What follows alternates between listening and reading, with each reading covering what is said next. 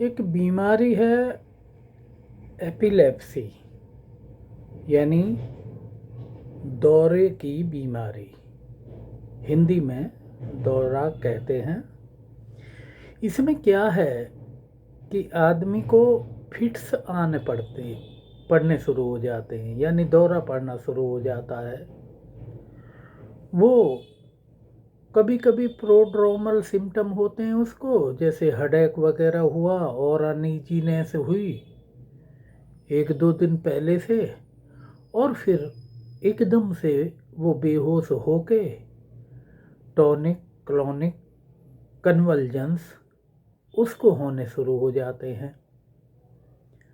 और कुछ केसेज में तो बच्चे वगैरह सडनली थोड़े समय के लिए फॉर इंस्टेंट वो सेंस खो देते हैं, यानी कि यदि वो दूध वगैरह पी रहे हैं तो वो गिलास गिर जाएगा और हम बच्चे को पीटने लगेंगे कि ये क्यों कर दिया, जबकि उसको एक फिट्स आ गया उस टाइम, यानी दौरा पड़ गया, यानी कि वो एकदम से ट्रांजिएंट अटैक हुआ। और इस तरीके का तो ऐसी पेटिटमल एपिलेप्सी, यानी कि सडन अटैक हो जाना भी लोगों में हो जाता है, बच्चों में हो जाता है। इसी तरीके से बड़ों में प्रोड्रोमल सिम्टम होंगे।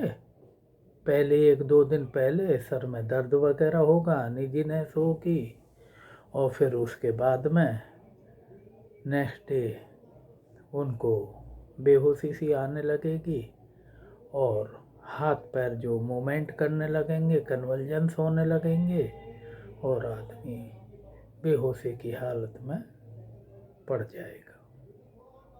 तो इसको टॉनिक क्लॉनिक एपिलेप्सी कहते हैं, ग्रांड मल एपिलेप्सी कहते हैं। तो इस तरह सडनली और इस तरह से एडल्ट में, और इसी तरीके से कुछ पार्शल एपिलेप्सी भी होती हैं, और कोई भी पार्ट बॉडी का एकदम से मूवमेंट करने लगेगा। तो कितनी ही प्रकार की एपिलेप्सी हैं और उनके कॉज भी सेवरल कॉजेज भी हैं।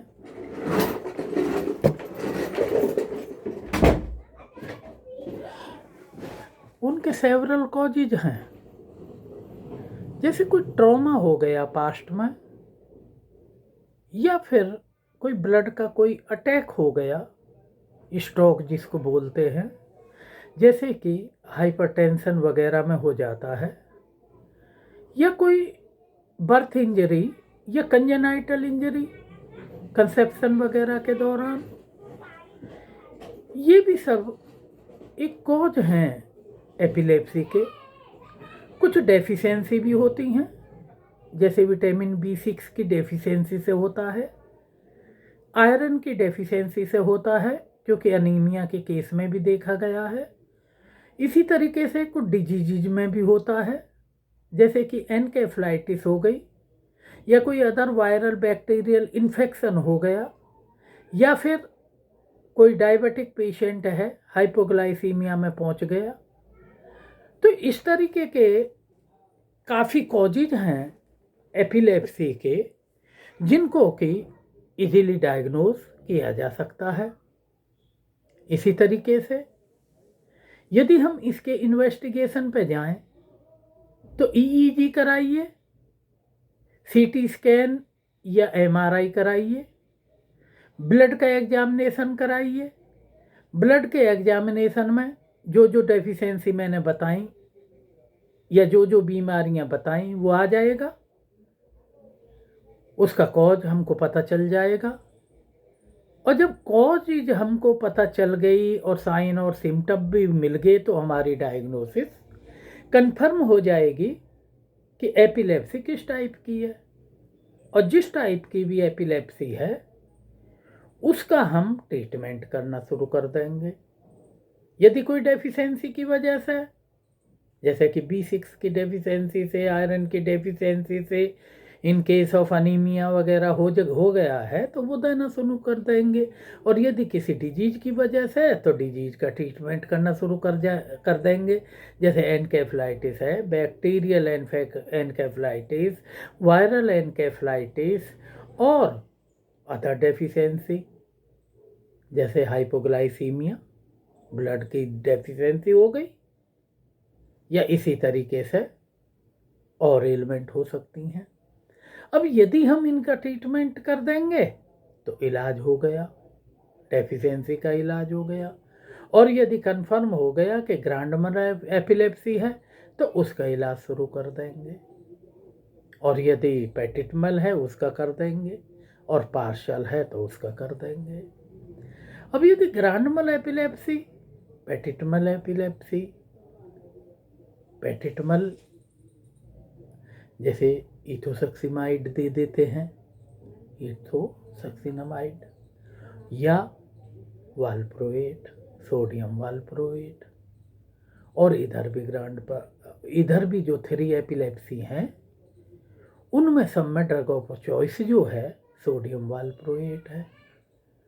तो सोडियम वालप्रोएट की प्रॉपर डोज यदि हम किसी भी एपिलेप्सी में दे दें और उसके साइड इफ़ेक्ट पर ध्यान रखें और कैसे देना है और कैसे विड्रॉ करना है वो हमें पता हो, तो मिनिमम ट्रीटमेंट 2 to 3 ईयर होना बहुत ज़रूरी है।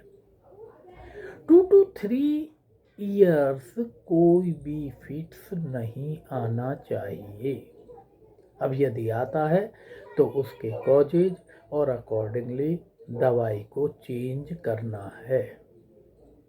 कहीं कहीं ड्राइवर की बात आती है कि ड्राइविंग कर सकते हैं या नहीं कर सकते हैं, तो ड्राइविंग में भी जो डॉक्टर फिटनेस देते हैं वो उन केसेज में देते हैं जिनको मिनिमम 3 ईयर यानी 2 to 3 ईयर ऐसे हो गए हों कि अब उनको दौरा नहीं पड़ा इस दौरान, और उनको फॉलोअप ट्रीटमेंट पर भी रखते हैं कुछ समय के लिए। तो ये एपिलेप्सी के बारे में पूरा का पूरा ज्ञान है। अब आप कहेंगे कि कुछ एपिलेप्सी जब डेफिशिएंसी की वजह से हो रही हैं तो उनका प्रिवेंशन किया जा सकता है। यस, प्रिवेंशन किया जा सकता है। यदि B6 की डेफिशिएंसी की वजह से है, विटामिन B6 की कमी है तो उसको दीजिए। और यदि अनीमिया की वजह से है तो आयरन दीजिए। और यदि किसी वर्म की वजह से है तो एंटीवर्मिन दीजिए।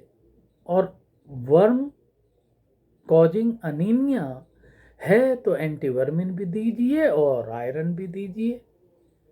और यदि 9 ग्राम से कम हीमोग्लोबिन है तो ब्लड ट्रांसफ्यूजन का भी ध्यान में रखिए। और यदि कोई बैक्टीरियल या वायरल इन्फेक्शन है तो उसका ट्रीटमेंट करिए। और जैसा मैंने बताया कि grand mal, petit mal, partial, यदि इनमें से कोई सी है तो उनका अकॉर्डिंगली इलाज करिए डायग्नोसिस के बाद। That's all. Please prescribe, please subscribe, like and share my channel. Thank you.